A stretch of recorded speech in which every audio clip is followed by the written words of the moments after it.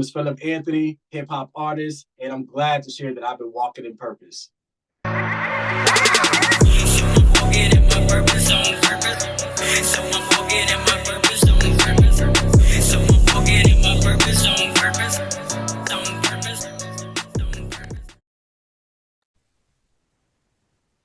So today with us on Store Talk, we're honored to have a special guest. Here on Store Talk, we walk in our purpose on purpose. And today's guest is definitely doing that. He's an artist, he's a husband, he's a father, he's a man of God.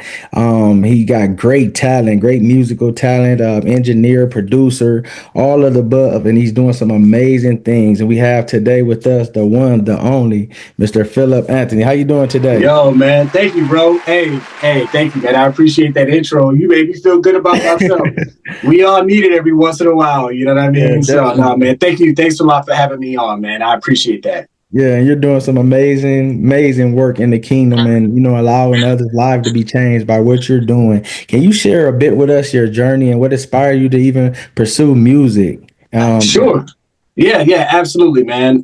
So I have to take it back, man, because I've been doing music for a long time, bro. Real talk, I believe in the early years, it was just, freestyling on the block or whatnot. You know what I'm saying? I was raised in church, like by my mom, you know what I'm saying? But like my other family members weren't all church going and stuff like that. So I always kind of came up on, I call it dual environments. You know what I'm saying? I had to go to church no matter what happened throughout the week. Moms showed up somewhere with church clothes on a hanger and made sure we was going to church. But I say all that to say that I think my initial desire to rap came from just hanging out, with my cousins and all that. And just we used to freestyle all the time. But at church, I remember one year we did a play. It was called Heaven's Gates, Hell's Flames, man. I don't think they still do it anymore, but they used to travel from church to church doing it.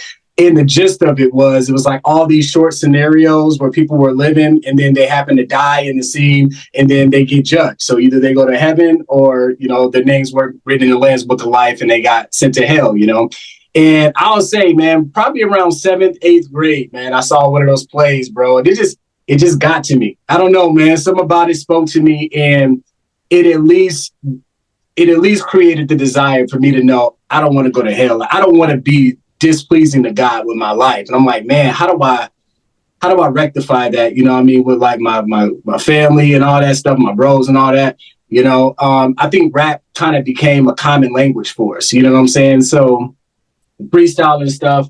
Eventually I started to find ways to kind of incorporate more of the stuff that I was learning in church, into the flows. And this was back in the day, bro. So, you know what I mean? Back then, it was like everything was kill a demon this, kill a demon that. You know what I mean? You kind of mask it a little bit. So, but that's where it initially started. And again, I went through a lot of different phases in my journey, right? From that to actually taking it more serious. I've joined different, rap groups and things like that. To the point where I'm at now, right? As a husband, father, you know what I mean? All things. So I'll just say there's been a lot of different phases to the journey and perhaps we'll get a chance to dig into all of those. But I'll say originally it's always been that desire to, hey, I love the people that I'm in community with, whether it's my cousins, my bros, anyone, I love the people I'm in community with. I honor and respect where God sits and who he is and what he expects of us. And I believe because he's God, it's our responsibility to adhere to how he wants us to live. You know what I'm saying? So I've always had a desire to take that desire to honor God and then to love people. And I've always used music as a common language to find ways to do that. So that's why the shirt I got on right now says Gap, because for me, it's always God and people, right? That's always the approach that I take when I write my music. It's, hey, I want to honor God and for who he is, period. And then also acknowledge that he has me in this community of people that I'm around, supposed to influence and, do life with. I want to make sure I'm making a contribution in a positive way to my group, and I think that's important. I know I'm getting long-winded, but I think that's important because sometimes, like at the early stages of that, there was a time where I probably needed to pull back from my friend group, you know what I mean? So I can really get tight with my relationship with the Lord and focus there and learn how to get strength there. and then come back and influence and impact my friend group. And I think that's completely necessary. But what happens sometimes in industry, especially like gospel rap industry or any industry where you know that you've been called out, sometimes people stay in the called outness and just create their own new community within that and forget about everybody else that they've been called to, right? That they're in community with. So I see it as an approach to honor God, but then also love the community I'm with. And yeah, man, I've fortunately been able to use music to do that. Yeah, are you originally from Toledo, Ohio, right? Yep. Yep. Okay, definitely. Yeah, originally from Stickney and north. LaGrange area, man. I used to live across the street from Leverett. You know what I mean? Yeah. Yep. And some talent came out that way still today too. What has been some of your biggest challenge you have overcome being in this industry, and how have you overcome them? Sure. Yeah. Again, I'll say so. Like I said, there was like different phases of it. At the beginning, I think like trying to rap at like churches and stuff. It wasn't what it is now. Like there was no CHH at the time, right? You know what I'm saying? It was like gospel rap, if anything, is what people called it, but it wasn't as widely accepted as it was. So I'll say in the very beginning, it was trying to, I don't want to say convince, but present ourselves like, hey, we're Christians. We love God. We rap and we happen to rap, and to get churches to accept that and be okay with that. You know what I mean? So you have some that were more conservative that were like, nah, man, I know what rap does to our community. We don't need that here. You know what I mean? And then you had others that, even though they didn't fully understand it, I think they gave us some opportunities. But that was a little bit of a challenge at first, right? Try to categorize it. What is it? Getting people to understand it. Then you fast forward, sometime I think it became, all right, we're starting to do this and we're doing this in our community.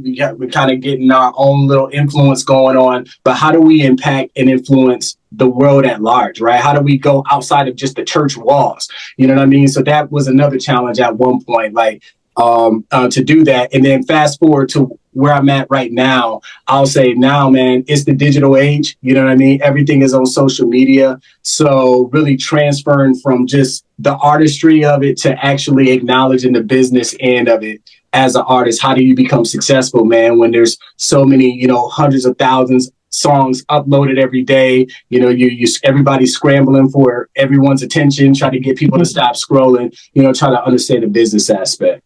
Yeah. Who have been instrumental to your success, and how have they influenced you in the journey now? Because we see that, like you said, it's changed. You see the state of CHS has changed, and you see the opportunities, the media, the way you can get heard all over the world now. You ain't just got to go in person. So who has been influential in the process that you have now, and even the success that you have to be reached? Because it's a lot of people that's hearing your music and just seeing in the comments of what is done. So evidently, God is using you and doing something correct. Yeah. No, I appreciate that. I'll say right now, because I'm fairly self-motivated. I'll say fairly. I'm fairly self-motivated, and I think I've been fortunate enough to kind of have some really good, influential people throughout the years that have helped give me tools and resources to kind of do what I'm doing right now. If I rewind a little bit, I'll say there's another artist. His name is Intellect. He's from Toledo as well. That's my bro. I've known him for, decades at this point. And I'll say, man, when I was probably like 13 years old, they had a crew already. I was the young cat, but they kind of brought me on. And I say that gave me a lot of exposure and insight to, hey, what does it look like to try to take this seriously? You know what I'm saying? Okay. Rehearsing, doing shows, things like that. Even, just kind of putting songs together. And so that was a huge influence there. And then plus, if you fast forward years later, he was the one that was the engineer. He was the producer. You know what I mean? So when I look at all of my earlier projects, he engineered them. Originally, he produced most of them. And even when I started producing on my own, I still went to his spot, to lay him down. He did all the mixing and mastering. So he's been hugely influential, man, and instrumental in what I'm able to do today. For sure. I learned a lot from him. And then the second person I'll say was my uncle. I have an uncle. My mom's one of her younger brothers. He's always done music as well. And I'll say when I got about 18, 19, I started kind of working with him. He's more of an R&B cat, more R&B pop type stuff, but he helped me kind of transition from just rap, like battle rap type style writing to more like songwriting. You know what I mean? And I mean, me and him, dude, he just used to throw tracks at me like, yo, let me hear what you got, you know? And I'm like, yo, let me write something. He's like, nah, right now, we in the booth, you know what I'm saying? Make it live. So, I mean, he challenged me a lot on my songwriting ability. And I think just the way I write my songs now and the way I approach my music right now, he's been hugely influential with that, man. That's my Uncle Scott, man. So shouts out to him. Shouts out to my dude Intellect, man. Like both of them have been influential and then instrumental. And then last thing I'll say is, of course, with everything I'm doing now, man, I always try to thank the graphic designer, the engineer I work with right now, the videographer, like everybody's instrumental, man, in making this happen right now. So for sure. Yeah, two questions. Is that why you so lyrical? What has allowed you to focus more on your lyrics? Because your wordplay is crazy. And what do you like, making the record or performing the record? No, thanks, man. I appreciate the compliment. I'll say, yeah, I think just by nature, man, I kind of gravitated more towards lyrical artists and stuff like that. I like being more lyrical. Before I started working with my uncle, like everything was a battle rap type style. Even if it was a Christian song, bro. Like I'm like approaching it like we face to face, you know what I'm saying? Yeah. And so yeah, I think that's just my natural style of being lyrical. And I appreciate wordplay, man. There's some incredible artists that I like and have always liked and adored, you know, their music and their catalogs that's helped me there. And in terms of if I prefer writing the music or recording it versus performing it, I'll say I like both processes, but with performance, man, it's just a different energy. You get to feed off the crowd, you know, no matter even the size of the crowd, man, to know that you're having a direct impact on somebody in that moment and be able to vibe off of that, you know what I mean? Yeah. That's more fun, right? I mean, now going into the studio and creating something and spin something is dope, but you know, I record at home usually, you know what I mean, at my home studio, so it's just me there most of the time, you know what I mean? So I think even if I think I'm hitting, you know what I mean, it's like I'm like I might be killing it to myself, but I'm like I don't really know if anybody's feeling this, you know what I mean? So being able to do it live, you get the real reaction, bro. You know what I'm saying? So I appreciate that. That's more fun usually. Yeah. What do you think the state of CHH is right now and the landscape? Man, that's a good question, man, because I was just talking to one of my guys about this, man. It's kind of uncharted territory where we are right now because it's so widely accepted. You know what I mean? So there's some, I think, artists like Miles Minnick or Indie Tribe, you know, No Big Deal and all them, and some other cats out west. I mean, there's a lot of people right now with this CHH that are making some big moves, man, like getting on festivals. I just saw that there's a handful of them that are going to be doing Rolling Loud, you know what I mean, later on this month. And so from that landscape and from that aspect of it, I'll say it's all good because it's widely accepted. I mean, you could throw on 2K right now and you're probably going to hear like a CHH song. So I think that's dope. I think that's huge strides in, you know, just for us as an industry in general. Also, I think about what the landscape used to look like. And, you know, there was, I would say early 2010-ish, there was that argument on, hey, has it become too worldly? Are you a Christian as a rapper versus a Christian rapper and things of the sort? I think it depends on the purpose. It depends on the person who's listening to the music. If I'm being completely honest, it depends on the audience to me, because there are so many people that are in so many different stages of life and may need to hear your song at an exact stage in life that they're in. You know what I mean? I have some close friends of mine that, you know, they're super theological when they rap, you know what I mean? You know what you're going to hear, you know, when they spit, and I appreciate that. And then I have some cats that are just like more like vibes, you know what I'm saying? Like, hey, I'm not saying nothing bad or contrary to the word. I want to make sure I'm putting the vibe out there. And there's been times in my life where I've needed to hear both, right? You know, because even though I've been in church for a long time, there are seasons I was outside, you know what I mean? And it's hard to get back, you know what I mean, on your own.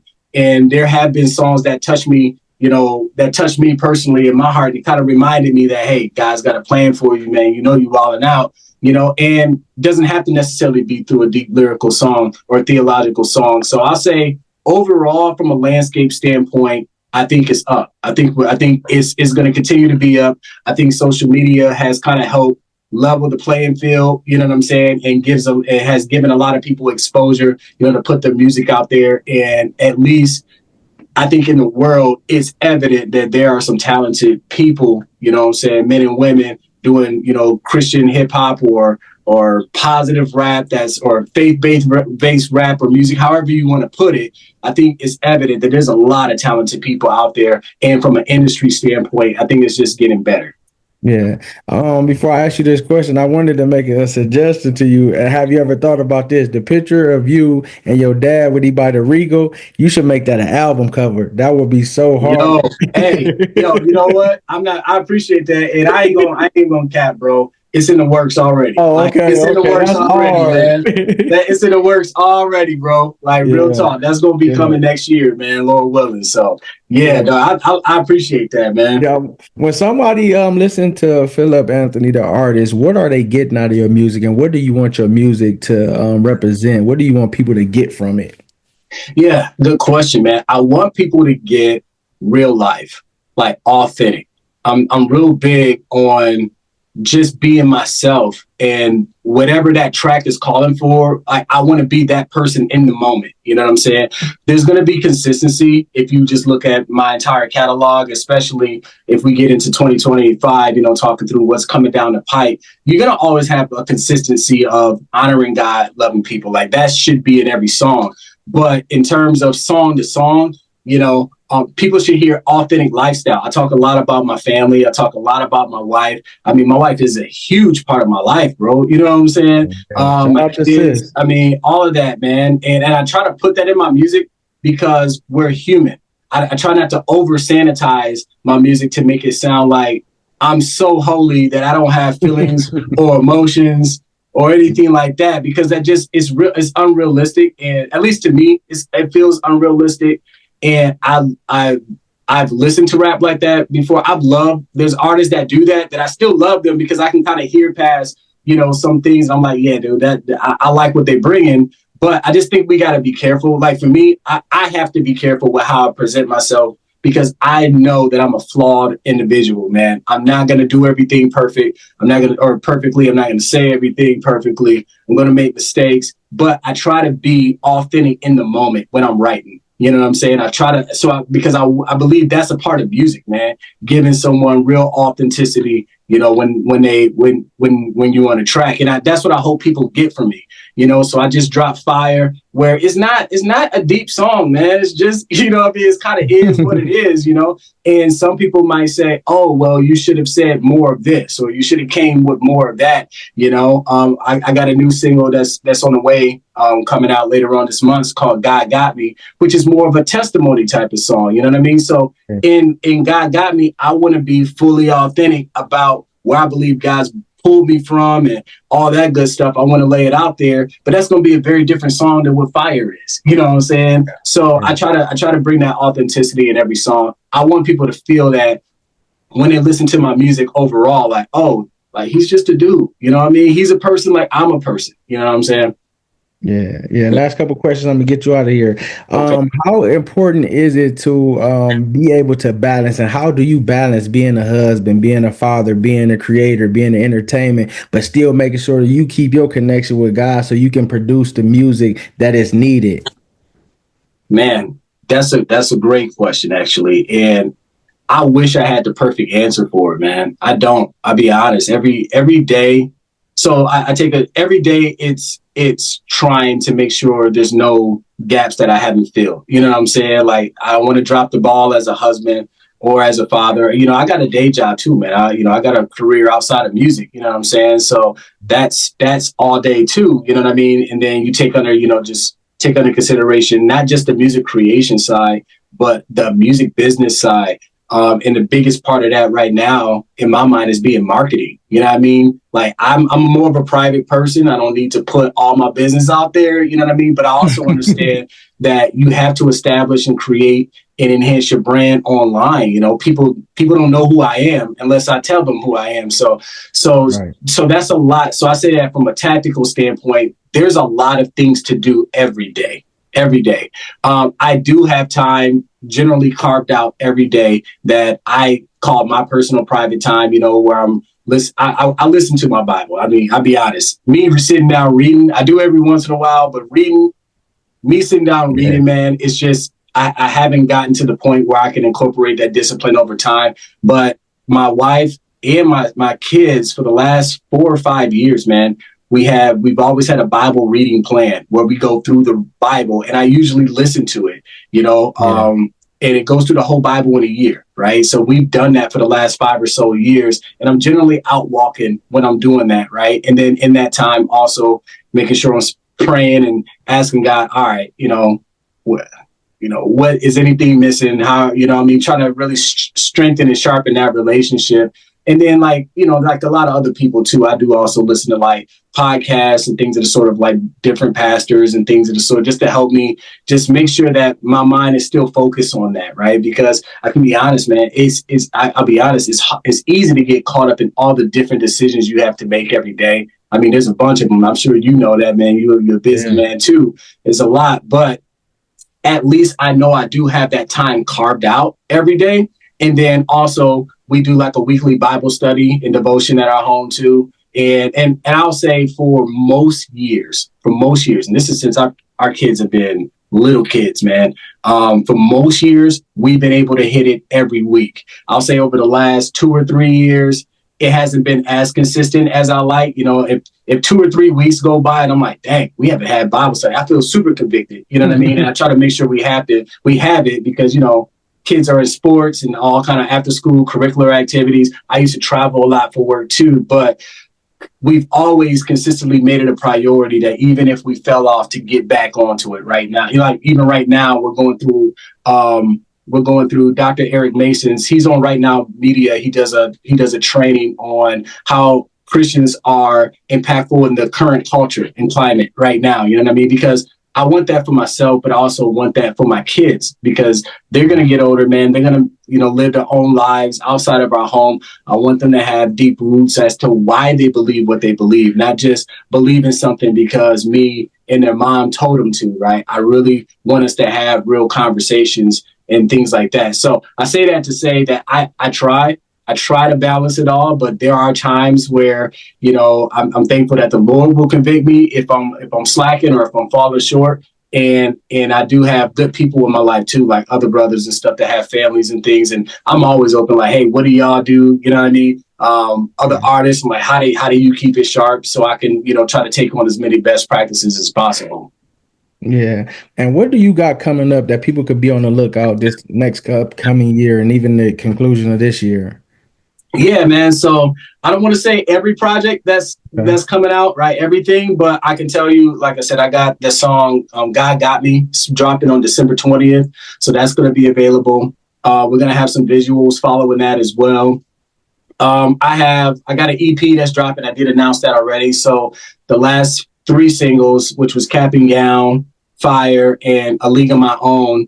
All 3 of those are going to be on this upcoming EP that's going to be dropping early next year. And what I can say confidently is, Lord willing, man, I have way more music that's already in the pipeline, man, to drop next year. So, and we're gonna be looking forward to that fire. Hey, man, I'm trying, bro. I'm trying, man. I promise you, man. Like I said, I appreciate you checking me, man, and checking for me, and checking out the music and all that, and having me on because it means a lot. Like, again,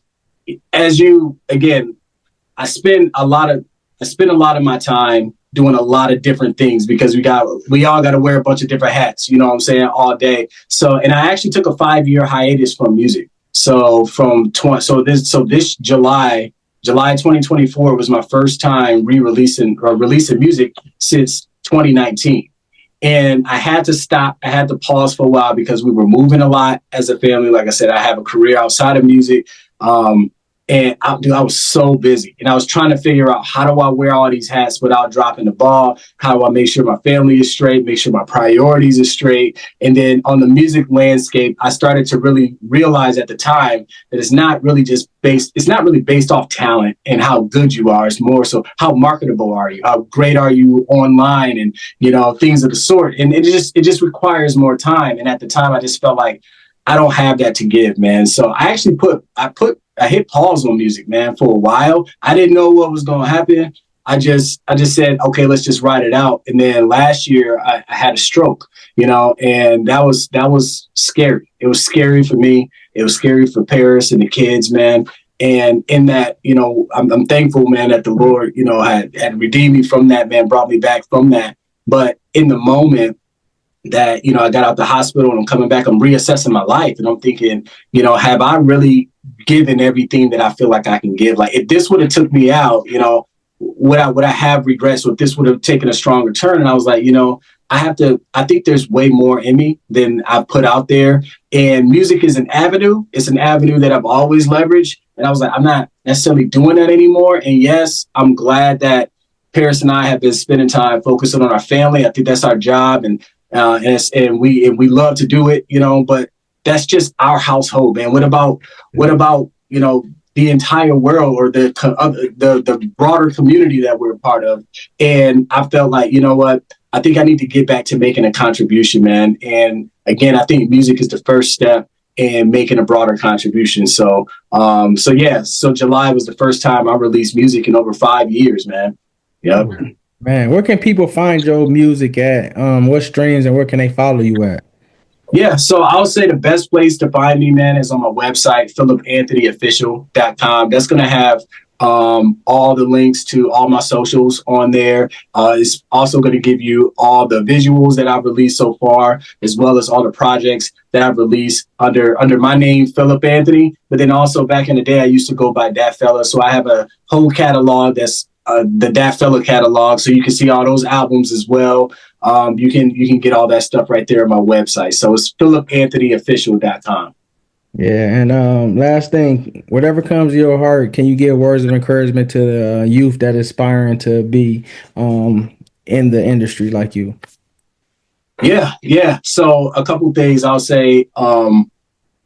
First thing is acknowledge that God is God. It says in Proverbs that the fear of the Lord is the beginning of knowledge. It's the reverence of God, understanding the seat that God sits in is he's Lord of everything and his ways are right. Right. So we can go and try to finagle. I felt like I spent a lot of years of my youth trying to finagle things. You know what I mean? Like, no, no, no. God's way is right and it will always be right. So know that and acknowledge that for your life personally. And then I'll say from a music standpoint, now is a great time to get into music because social media is so huge. It's just changed the landscape of everything. Think about music not just as a fun thing to do. If you're serious about it, think of it as a business. Think of what problem are you solving and how you can market and leverage yourself to the right demographic, the right group of people, man, to build your audience, build your fan base, things of the sort. But I would say that's my biggest thing. Don't just look at it as a fun thing to do if you want to be serious about it. Don't just think about it as a fun hobby. Think about it as a business. Don't just think about the music creation phase. Think about, all right, what happens once I've created this song? What are the things we can do? Think of the song as a product. So if you were a company, if you made shirts, you know what I'm saying? Like if you made the Mud Hands tee or the Mud Hands hat, right? All right, you just made this hat. Now, where does this hat go? How do you market this hat? How do you tell people about this hat? How does this hat become profitable for you? That's how you have to start to think about songs.